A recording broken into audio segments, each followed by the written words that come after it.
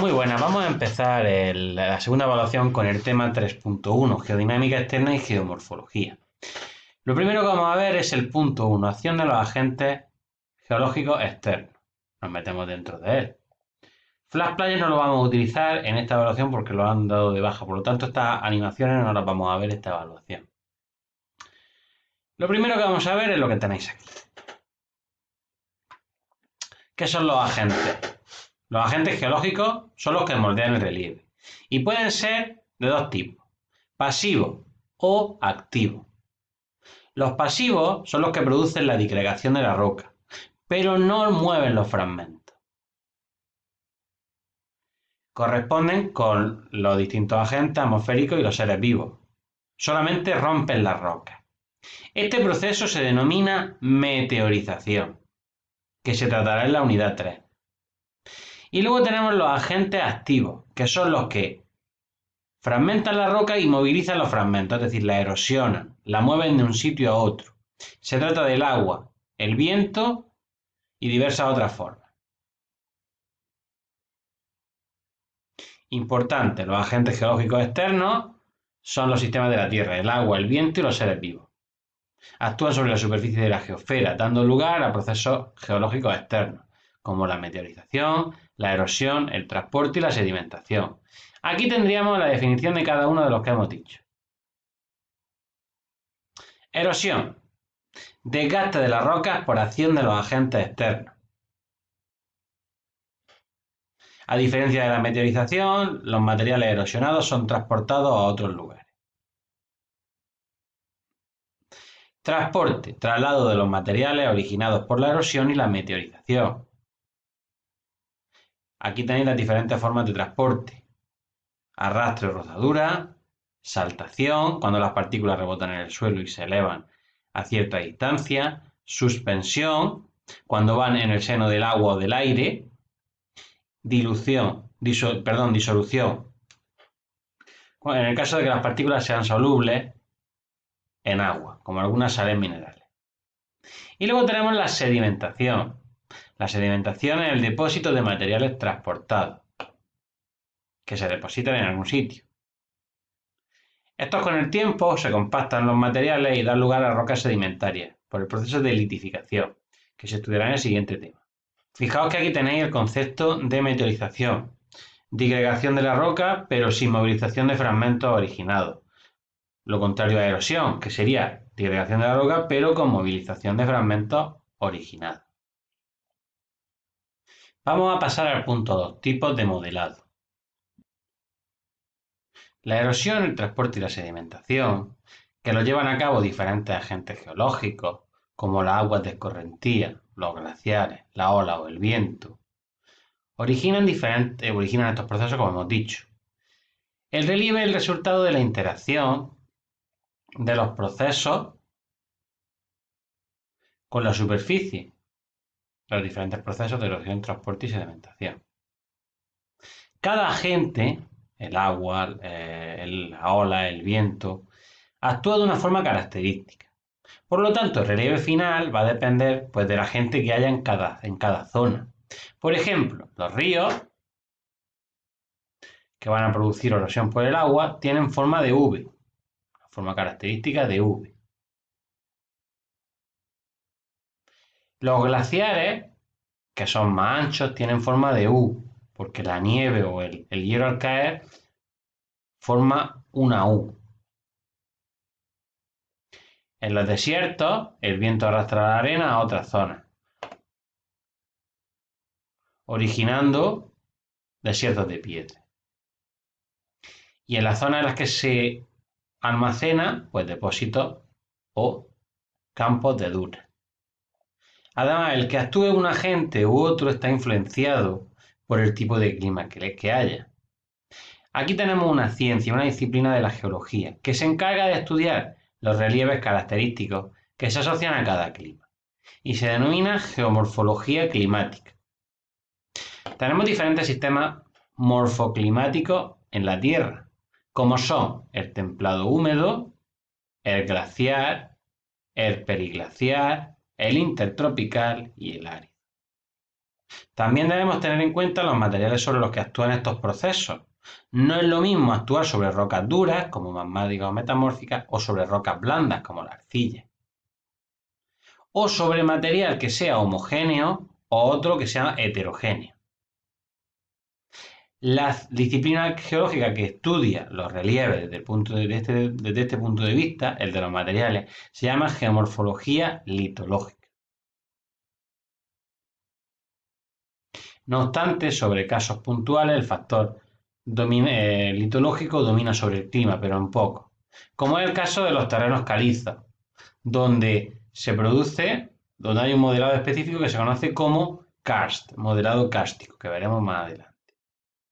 Dentro de este punto vamos a hablar de un relieve característico cuando tenemos rocas heterogéneas de diferentes formas, sobre todo dureza, unas más duras que otras. Son las chimeneas de Hadas. Mirad, una chimenea de Hadas es lo que tenéis en esta imagen. Mirad, esto es una chimenea de Hadas. Fijaos, que se ha erosionado todo lo que hay alrededor de ella. ¿Os dais cuenta? La cantidad cómo se ha erosionado todo. ¿Qué significa esto o qué ha ocurrido aquí? Pues lo que ha ocurrido con la chimenea de Hadas es que cuando la lluvia actúa en terrenos heterogéneos, como conglomerados, que hay rocas duras y blandas, las rocas duras protegen de la erosión a las blandas, situadas debajo de ellas. Y la erosión va avanzando hasta un lugar de la columna que da con la roca dura en la parte superior. ¿Vale? Fijaos de nuevo en la imagen. Eso es lo que ha pasado con la chimenea. Pasamos al punto 2.1, modelado de aguas de escorrentía. Las aguas que circulan por la superficie terrestre, procedentes de las precipitaciones, representan un agente geológico externo que tiene gran influencia sobre el relieve, especialmente cuando el clima es templado y húmedo. Así denominamos escorrentía a las distintas corrientes de agua que discurren por la superficie. Tenemos principalmente tres, o podemos diferenciar tres. Aguas de arrollados salvajes, aguas superficiales que aún no están encauzadas. Fijaos, esta de aquí, que discurriría por la ladera de la montaña pero no forma un cauce. Torrentes, los que recogen las aguas de arrolladas próximas y las encauzan. Ya empiezan a encauzarse las aguas en un torrente. Y finalmente ríos, cursos permanentes de agua encauzados. Cuando el agua desciende por las laderas, después de que llueva, se forman aguas de arrollada. Cuando las precipitaciones son muy intensas y caen sobre superficies irregulares, la erosión y el transporte de materiales produce surcos más o menos paralelos, que se denominan cárcavas. En principio son de poca profundidad, pero con el tiempo se van agrandando hasta originar surcos muy profundos, denominados barrancos. Normalmente estos ocurren ambos en rocas blandas, como las arcillas.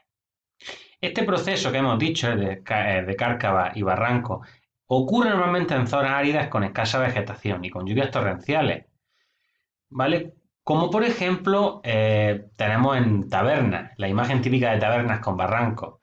Eso se conoce como tierras malas o badlands, ya que la erosión elimina el suelo superior rico en nutrientes y simplemente deja, pues, cárcavas y barrancos. La imagen típica de tabernas, fijaos, lleno de cárcavas y barrancos. Badlands. En cuanto a los torrentes, pues son cursos de agua no permanentes, que no están todo el año, que circulan por un cauce fijo.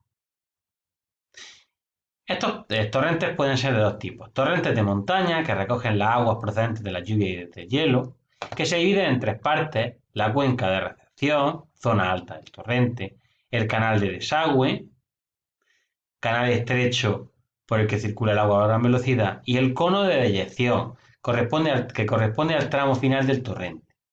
Y luego tenemos unos torrentes en las zonas áridas, como en la nuestra, que se denominan ramblas, que permanecen secos gran parte del año y suelen tener un cauce ancho y plano. Vamos a pasar a hablar de los ríos. 2.1.1. Vamos a ver las principales partes que tiene un río, ¿vale? Los tramos de un río, nos vamos a centrar en ello. El curso alto corresponde a la parte inicial del río. Se caracteriza por una fuerte pendiente y suele tener los valles en forma de V. Eso es lo más característico. El curso medio es un tramo intermedio que va desde el nacimiento hasta la desembocadura. se caracteriza por una pendiente más suave. Y en él son característicos los meandros, curvas descritas en el curso del río, que describe el curso del río, y las llanuras aluviales, depósitos de materiales sedimentarios que se depositan a ambos lados del cauce. Y finalmente tenemos el curso bajo, la zona próxima a la desembocadura, donde ocurre principalmente la sedimentación. La morfología más característica son los deltas. Los deltas son depósitos de materiales que transporta el río y que ocurren en la desembocadura. Luego tenemos los estuarios, que son desembocaduras libres de aluviones o de materiales depositados. Estos se forman cuando las corrientes de materiales son transportadas por las aguas marinas hacia el interior. Como tenéis aquí en esta imagen, se llevan hacia adentro. Vamos a pasar a hablar del modelado glaciar. En las zonas glaciares el agua está en forma de hielo todo el año y esta se corresponde con las zonas polares y las zonas de alta montaña. El modelado característico es la presencia de grandes masas de hielo, los glaciares, que recubren las rocas superficiales.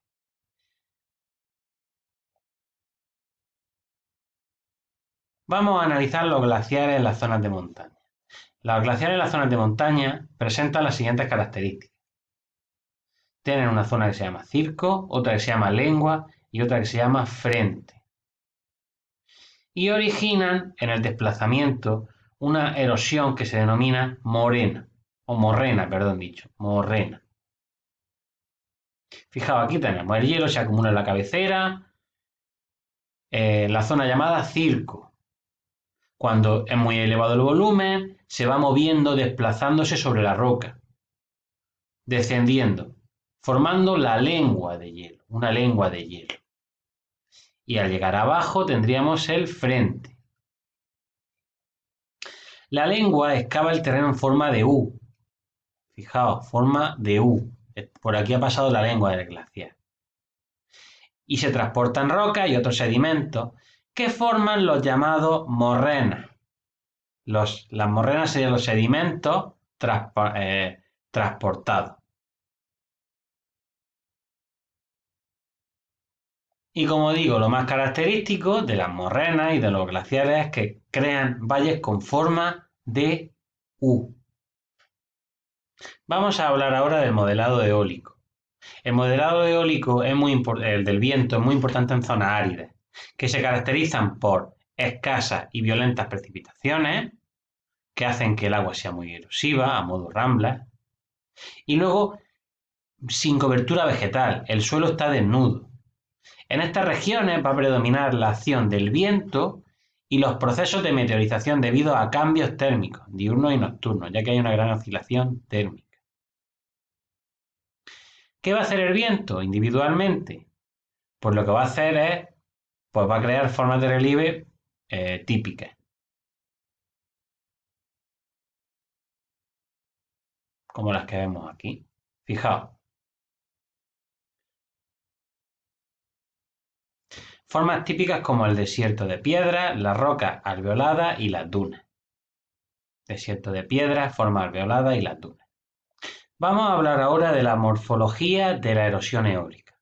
Tenemos por un lado la deflación, la erosión, ¿vale? El viento traslada de un lado a otro materiales. Deflación, barrido y arrastre de materiales finos, como limo y arcilla.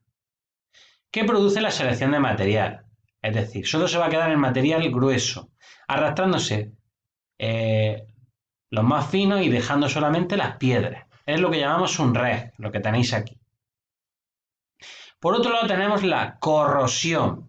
La corrosión o abrasión eólica es el proceso en el que se erosionan rocas al chocar contra ellas partículas, contra un obstáculo, como los que tenéis aquí.